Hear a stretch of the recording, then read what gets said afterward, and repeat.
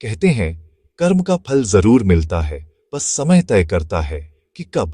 यह एक ऐसा सत्य है जिसे हम सबने सुना है, पर अक्सर अपनी आंखों के सामने होते अन्याय को देखकर हमारा विश्वास डगमगा जाता है। पर क्या आपने कभी गहराई से सोचा है, अच्छे कर्मों का फल आखिर कब और कैसे मिलता है, और पाप की कमाई, वो झूठी चमक, आखिर कब तक चलती है?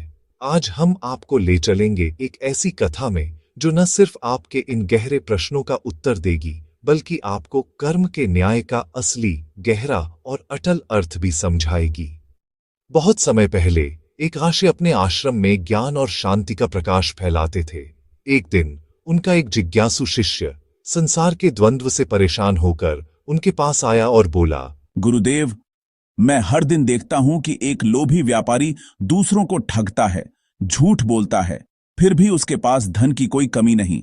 उसका वैभव बढ़ाता ही जा रहा है।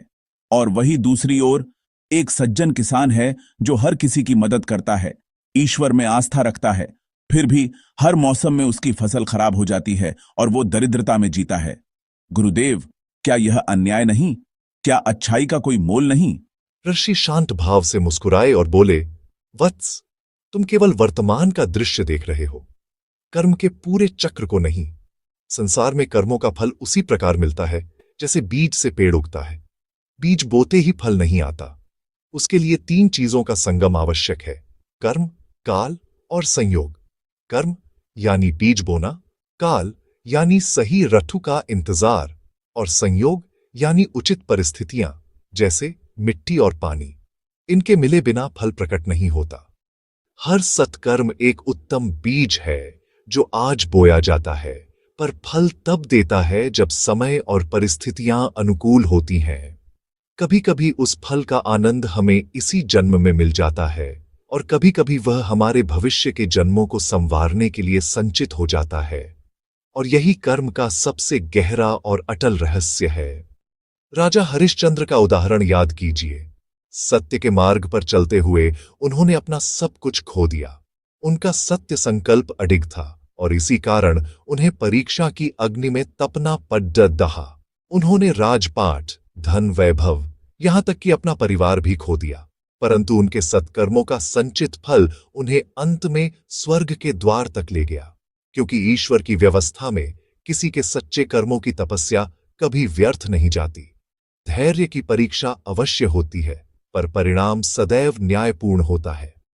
अब वही मूल प्रश्न फिर उठता है, पाप की कमाई आखिर कब तक चलती है?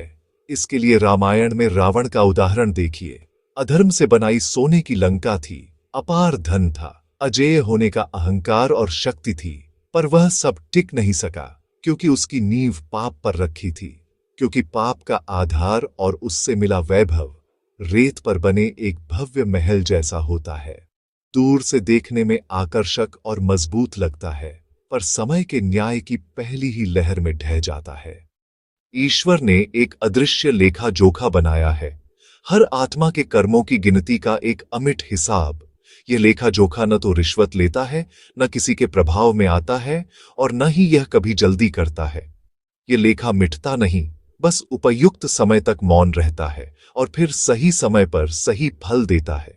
कभी कभी फल मिलने में पीढ़ियां लग जाती हैं। सुदामा का जीवन देखिए।